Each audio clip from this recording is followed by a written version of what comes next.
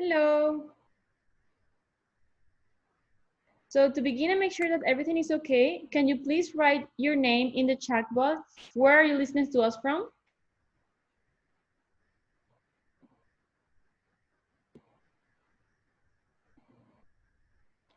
Philippines.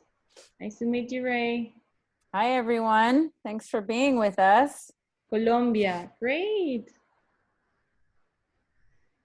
Very cool.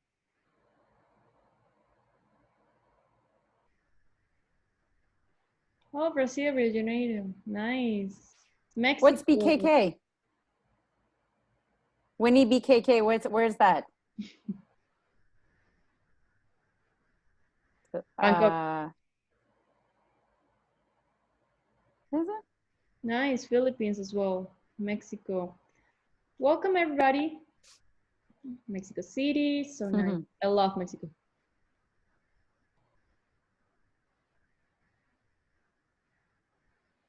Very cool. Well, hello everyone, and welcome to Hult's Virtual Skills Lab. So this is an online global meeting space offering you the opportunity to skill up and get ahead from home. Connect with like-minded go-getters from all over the globe and hear from world-class Hult professors. We will be covering the latest topics and trends live, of course, during these interactive workshops and webinars. For those who are joining Hult for the Hult event for the very first time, I just want to give you a little bit of background about us. So Hult have designed a school that looks to the future by focusing on developing your leadership skills and building a global perspective that only first-hand experience can bring. We currently offer an undergrad program, 5 one-year master programs, a 1-year global MBA, and a flexible metropolitan executive MBA. More information on our programs can be found at our website, hult.edu. Today we're joined by Hult Professor Leila Entezam to explore the topic of managing difficulty and diversity. Now, before we begin, I would like to do a little bit of housekeeping. So a recording of the webinar will be sent out to everyone in the couple of days. Professor Entezam masterclass will last approximately 45 minutes. And now I would like to hand it over to Professor Leila for this masterclass. Thank you so much. And thank you all for joining us this evening. I'm in California. I'm in Orange County, which is south of Los Angeles. And we have the same class running 3 times today. So this is our last class.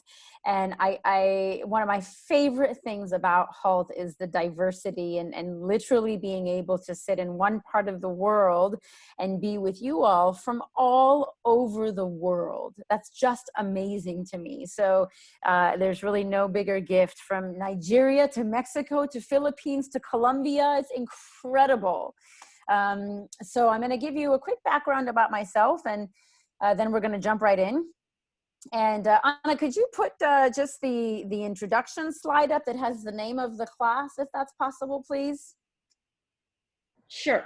If you have that. If you don't, it's not a problem. I have it here right open. I can put wonderful. And so I'll start by telling you all that it is, I don't like to hear me talk for an hour, and you're not going to want to hear me talk for an hour. So this is not a class, it is a conversation.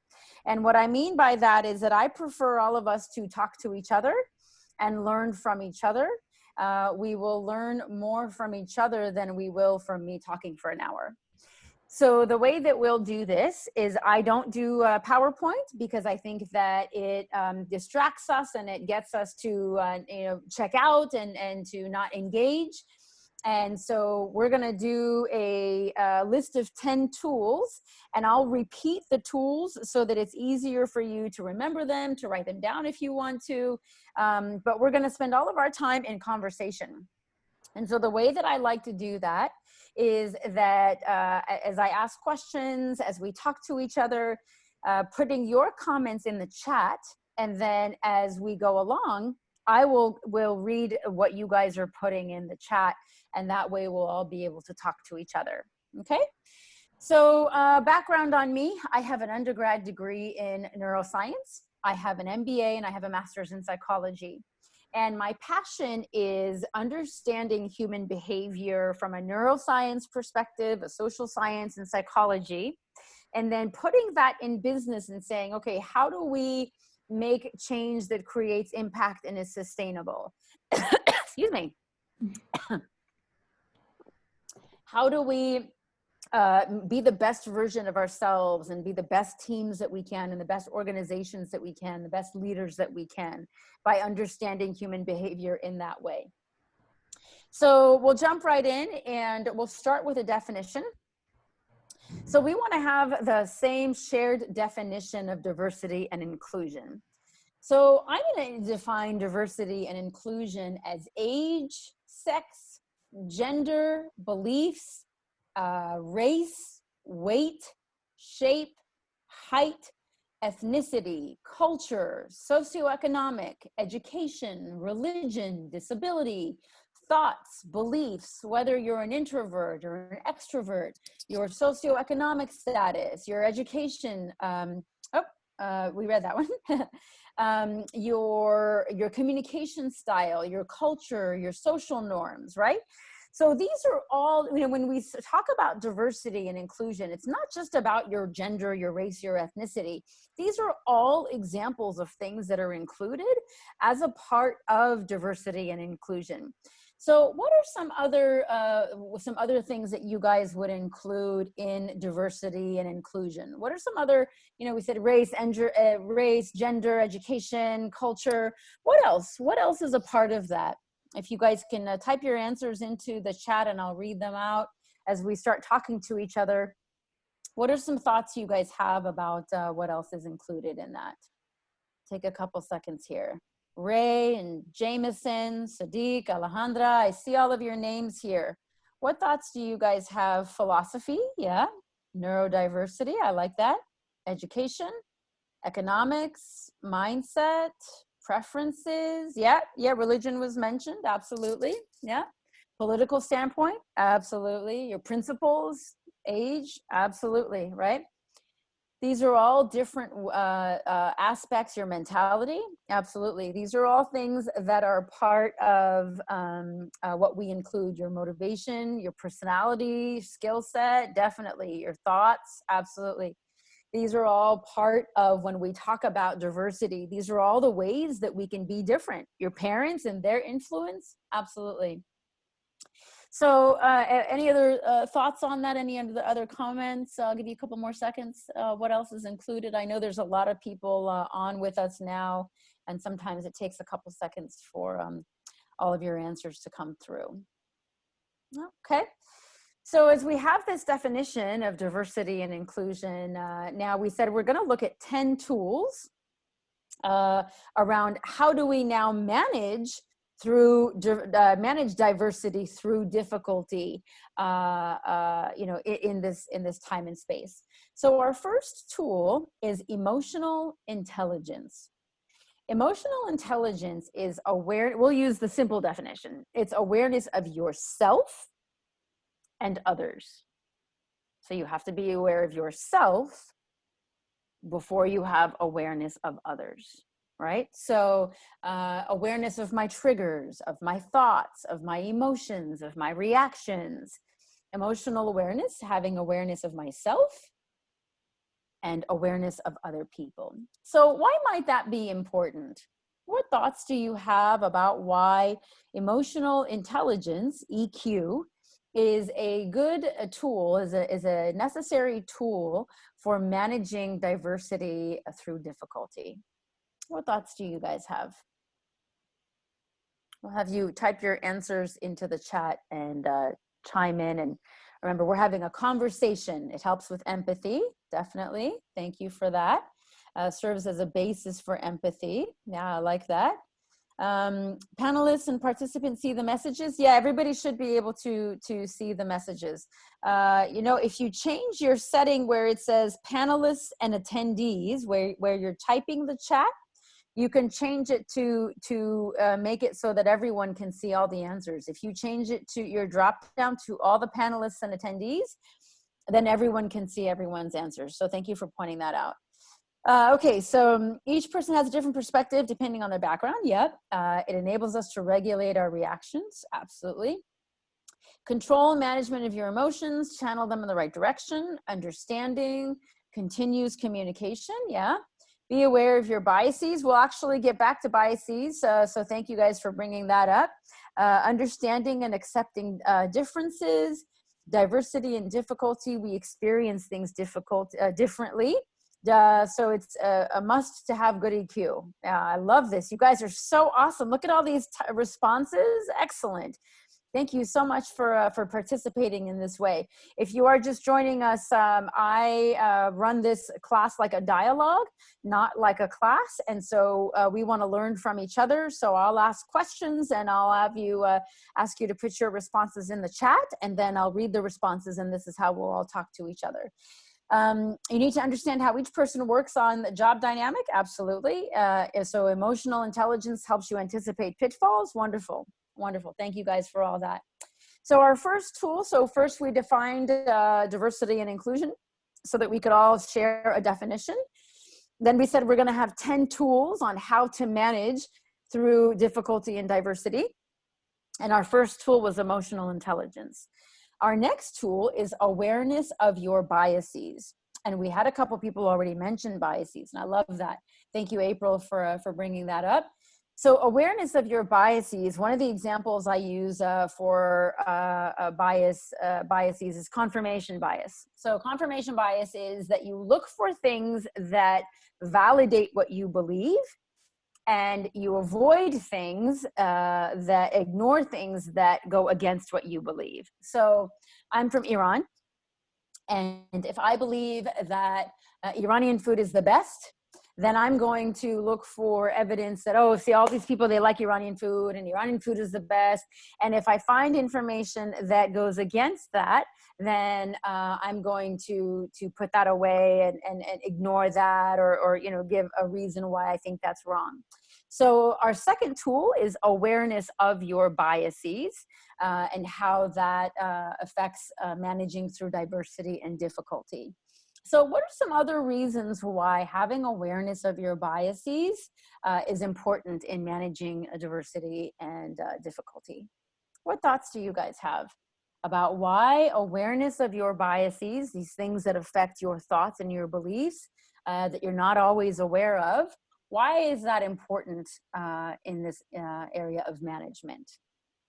Increases your understanding, collaboration, open-minded, avoid assumptions, ask questions. Oh, I love that. When necessary, fair decision making. Yes. Your basis of how you look at things. Absolutely. Yeah, I love that. Gives you a true understanding of each other. Yes. Helps you relate well. Yeah.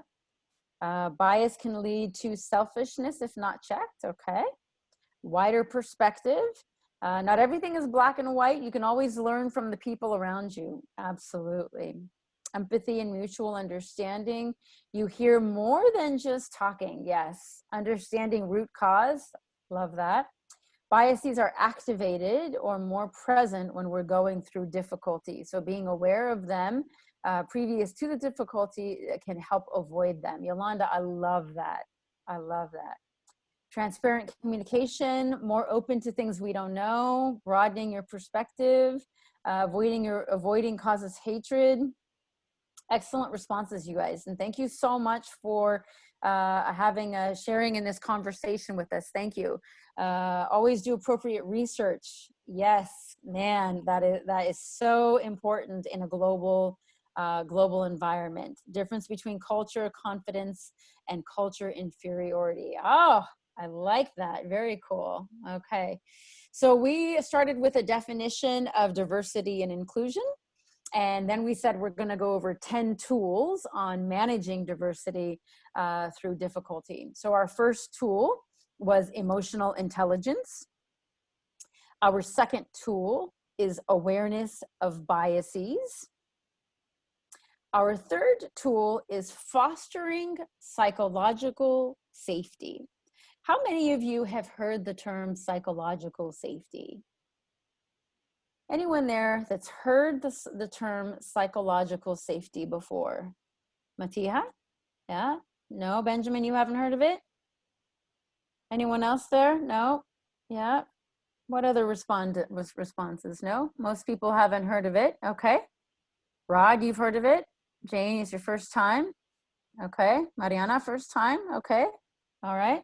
Psychological safety, that was the term, Sadiq. I think I have. Okay. All right, so psychological safety was deeply studied by a Harvard professor, Amy Edmondson. And it's the idea that people don't want to have to be a different person at work than they are at home. They want to feel safe being their whole self all the time. They don't want to be afraid of making mistakes. They want to have trust. They want to speak openly. And Google did a huge study and found that psychological safety was the #1 factor that led to high performance teams. So you want to foster an environment of psychological safety. And you do that through trust, collaboration, communication, listening. These are ways that you create psychological safety, and that is another tool that allows you to manage diversity through difficult times. So we said that it lets you be able to speak freely and not be afraid of making mistakes. We said that trust and collaboration and listening, these are things that impact creating and fostering psychological safety. How many of you, having now heard the definition, feel like in your teams, in your organizations, in your classes, you have psychological safety? Who believes that now, having heard the definition, or if you already were familiar with it before, how many of you believe that you are in a psychologically safe environment?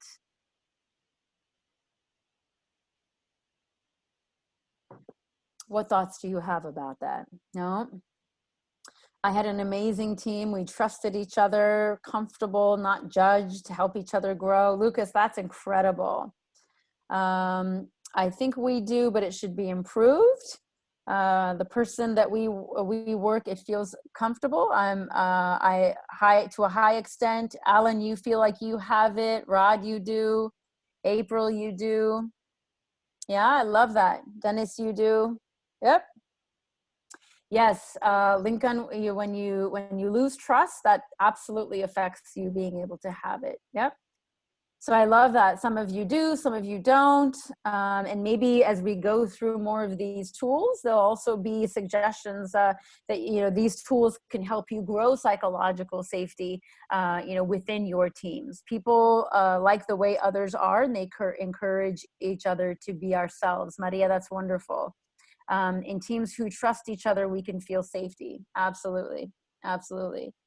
So we have a definition of diversity and inclusion. We said that we look at a very broad definition of that. Then we have 10 tools on how to grow psychological safety in managing diversity. I'm sorry, 10 tools on managing diversity and difficulty. And so our first tool was emotional intelligence. Our second tool was being aware of your biases. And our third tool was fostering psychological safety. So we talked about these 3 tools. Our next tool is being aware of feelings versus facts. So being aware of feelings versus facts for yourself, for your teams. And so the significance of that is, a fact is, my name is Leila. And that's a fact because it is absolutely undeniable. There is evidence to prove it. If you look at my birth certificate, my name is on there. But if I'm thinking about a feeling, then it's the uncertainty, and we're never going to get out of the current pandemic, and things are never going to get better, and the world is coming to an end, and there's so much that we don't know, and things are so horrible. These are all feelings, right? When you're managing through a difficult situation, when you're managing a diverse team of people and everyone reacts so differently to things, being able to separate between feelings and facts is another tool that you can use to have more clarity on what should be addressed and solved versus what are the things that are feelings and maybe different for each person or not as easily resolvable. You wanted to repeat the definition of diversity and inclusion. I'll give you some of the things that includes. Yowei, we talked about age, sex, gender, race, weight, shape, height, ethnicity, culture, socioeconomic, education, religion, disability, beliefs, introverts, extroverts, cultures, social norms. And then people in the chat also gave more definitions, more things to add to that definition. So that's our definition of diversity and inclusion. Then we said we're going to go over 10 tools to help in managing through difficulty and diversity. Our first tool was emotional intelligence. Our second tool was awareness of biases. Our third tool was fostering psychological safety. Our fourth tool is distinguishing between feelings and facts. So what are some other reasons why that's important?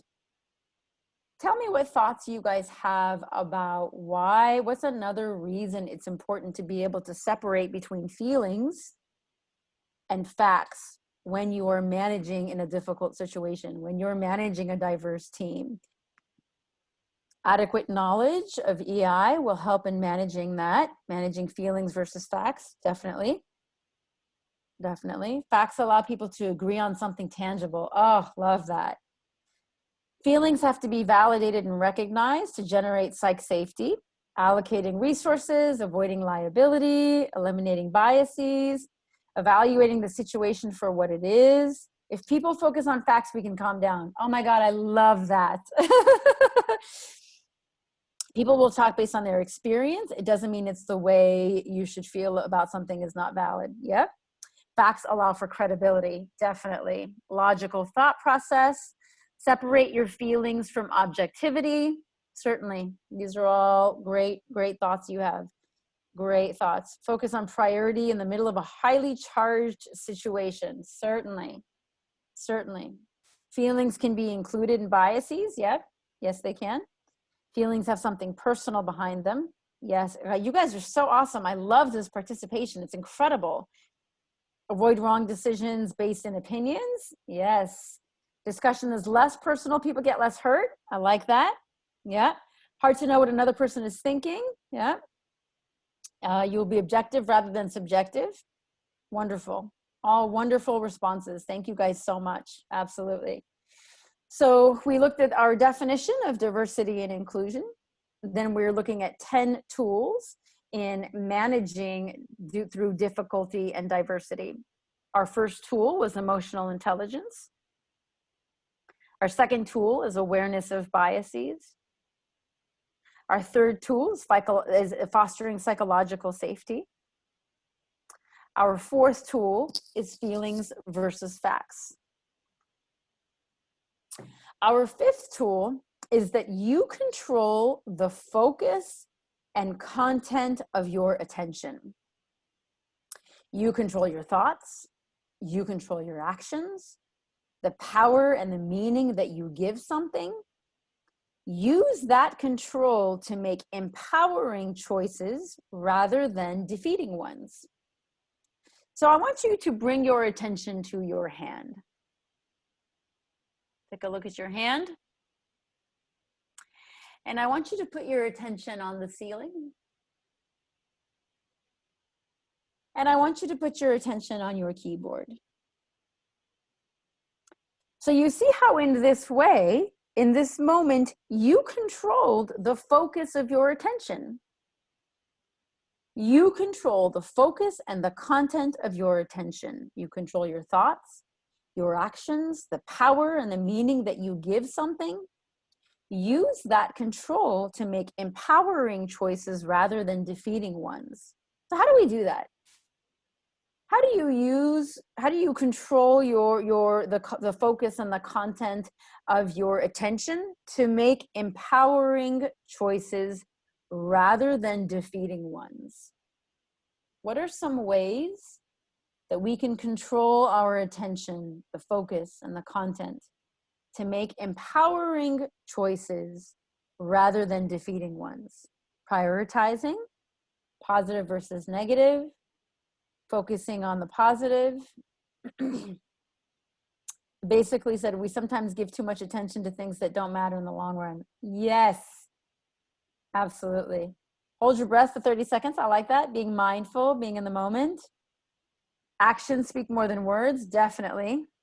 Visualization, commitment, focus on how to improve rather than what and who was wrong. Francine, that's awesome. Focus on solution, find a motivation, declare scope and deepness of curiosity, think before you speak, understanding condition and the goal, actively removing distractions. Yes, love that. Love that. Defining situation from a different perspective, prioritizing, go back to your why, focusing on how it can be done, engaging in thought process, absolutely. Excellent responses. The focus on how it can be done instead of on the obstacle. Not get ahead of yourself, focus on the task at hand, your to-do list. Oh my God, I live on to-do lists. Excellent responses. Engage in part of the solution. Being part of the solution. Mariana, absolutely. Great answer. Science, it is proved by science how much 100% of concentration can last is just a few minutes. Controlling your thoughts and focus in 21st century is a big challenge. Definitely. And with all the distractions, absolutely a great point that it is harder to have that concentration and that focus today. Any other thoughts you have on how to control the focus of your thoughts and your attention to make empowering choices? Information control, avoiding a social network, 80-20. Pomodoro technique. I'm not familiar with that one. I'll have to look that one up. Distraction, solutions, Great. Ask questions. Very good one. Definitely. Okay. All right. Great answers, guys. So we said we had our definition of diversity and inclusion. We said we're going to look at 10 tools on how to manage diversity and inclusion during difficult times. So our first one was emotional intelligence. Our second one was being aware of your biases. Our third one was fostering psychological safety. Our fourth one was feelings versus facts. And our fifth one was that you control the focus of and content of your attention. So making empowering choices. Our next one is fostering community in your team. So whether it's your team at work, your team at school, your team at home. So your brain develops from the back forward. So you do emotional processing before you do logical processing. And so people do businesses with people, not with businesses. And we are social beings by design.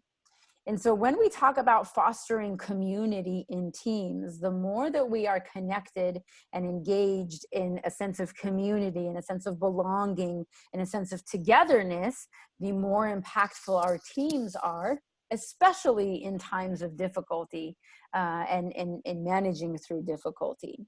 So how many of you feel like you are part of a team that gives you a sense of community? And if you are, what is it about that team that makes you feel that way?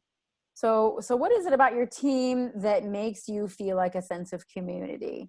It's totally different to work with a group of people than to work on a team. Love that, William. Yes. So the support, holding space for each other. Oh, Alexis, I love that. I use that phrase all the time, holding space.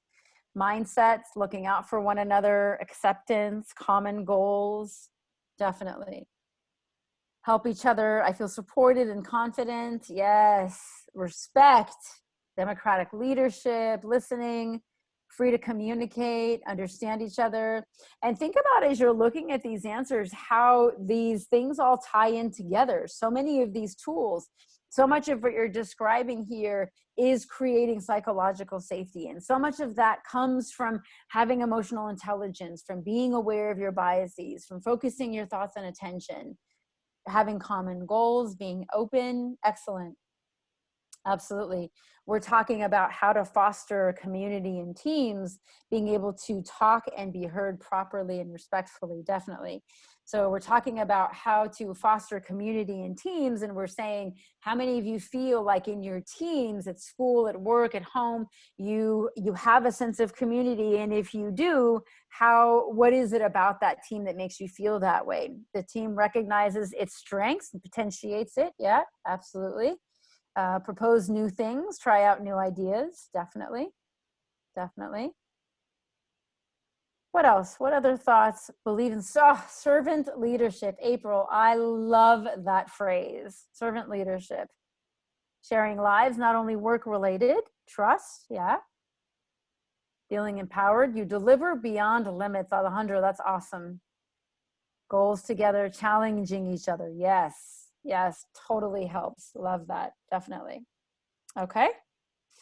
All right. So we're looking at, and definitely keep going on the responses there. This is excellent. Transparent leadership. Oh, love that one. You guys are, I love this. This is so awesome. So managing diversity and difficulty. And we had our definition, and we said we're going to look at 10 tools on how to manage in diversity and difficulty. So number 1 was emotional intelligence. Number 2 was awareness of biases. Number 3 was fostering psychological safety. Number 4 was feelings versus facts. Number 5 was you control the focus and content of your attention. Number 6 was fostering community and teams. Number 7 is accountability partners. How many of you have heard the phrase accountability partner? As you're typing your responses, I'll tell you what that is. So accountability partner is when you get together with someone and you hold each other accountable for some decision. So you see that a lot in teams and sports teams. You see that in fitness programs, weight loss programs, that an accountability is a partner is someone that you check in with to see if you did what you promised you were going to do, or someone that supports you in a way that you need. So in this context, an accountability partner, yeah, in relationships, yeah, definitely. So an accountability partner in this context would be, let's say, for example, I said, to my coworker, John, I said, you know what, John, for me, during this difficult time as my accountability partner, it would be really helpful if every day you could give me a reminder to work out. And maybe John says, you know what, Leila, for me, humor is what helps me get through difficult times. So if you send me a funny joke or a funny meme every day, that's what I need. So my accountability partner and I identify what we each need from the other person to help us feel supported. And then we are accountable for giving that to each other through difficulty. So how many of you have an accountability partner? Yeah, like a buddy system. Yep, similar to that. So how many of you have an accountability partner, again, in your organizations, in your schools, in your teams, in your homes, have an accountability partner? And what is it about that partnership that makes it effective? What is it about that accountability partner that makes you guys be able to support each other well?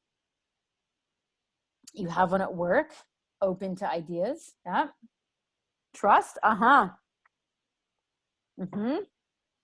Yep. Trustworthy, thoughtful, checks and balances. Yeah, I love that. Jemima, that's wonderful. Mutual admiration. Business partnership. Toughest relationship, definitely.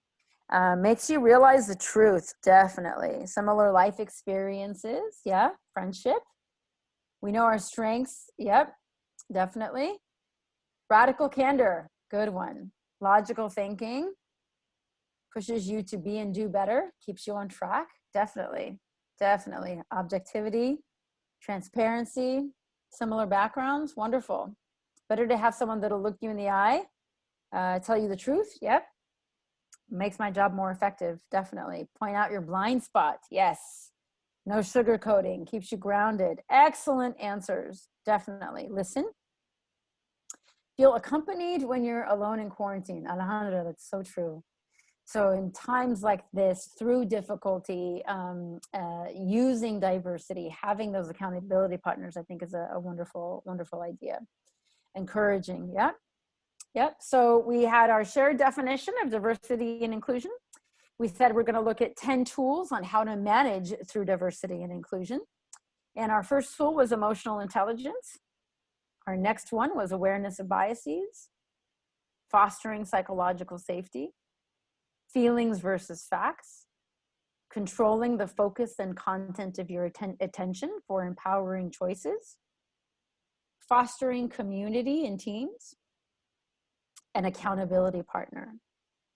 Number 8 is promoting healthy habits and empowering your teams with information to promote healthy habits. So healthy habits, people typically think about exercise, healthy eating, but it's also a healthy mindset, it's healthy relationships, healthy dialogue. So promoting healthy habits and empowering your teams, your school teams, your work teams, your home teams, empowering teams with information to promote those healthy habits. So what are some healthy habits that you guys have for yourselves or with your teams? And what are some ways that you promote that? Knowledge sharing, that's a really good one.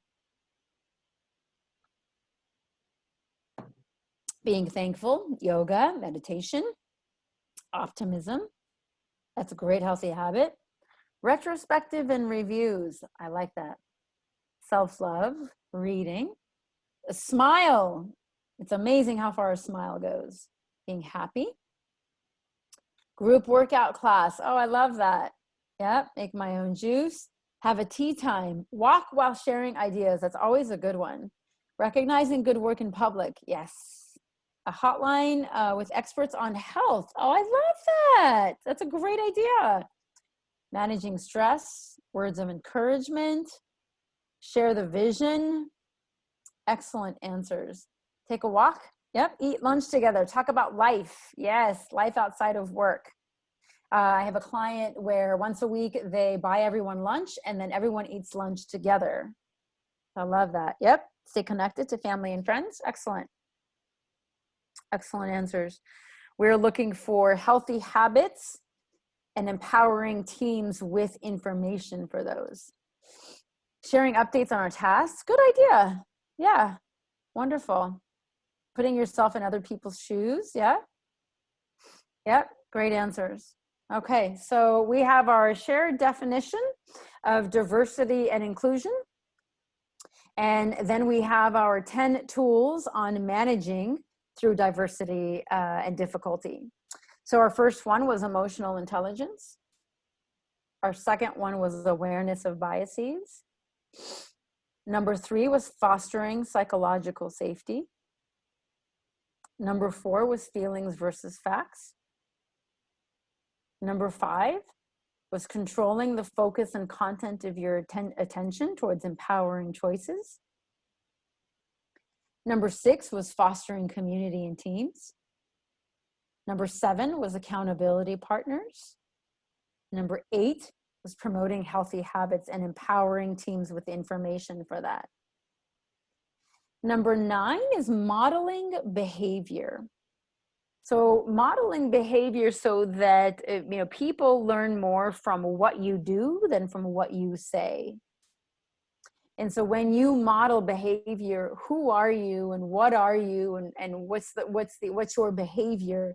What are people seeing and how is that affecting the rest of the organization, the rest of the team? So questions that you want to ask yourself in modeling behavior. What leadership strengths can you offer during this time? How can you serve others? How can you show courage through a difficult situation? So we can go ahead and type some of your responses to those questions. I'll read them again. What leadership strengths can you offer during this time, during a difficult situation? How can you serve others? And how can you show courage through a difficult situation? So let's see, listening, leading by example, empathy, definitely. Make people feel safe, act your talk, show concern, be available when they need you, do as I say, yep, and not as I do, yep. Lead by example, be motivating. Don't ask people to do things you're not ready to do yourself. Absolutely. Make sure you know what's needed. Discuss a bright future. Put people first. Oh, David, I love that. Put people first. Be willing to give. We've all tried seeing the good side of this quarantine, being able to focus on ourselves more, eat healthier, meditate, sleep. Yep. Empathy, communication, be human. Be human. Listen to others' needs and feelings. Thank you, Martha. Resilience, definitely. Strength, power, having goals, reasonably flexible. Yep, love that. Excellent answers. Excellent answers. Love that. Talking online with friends, colleagues. Yes. Time for your team.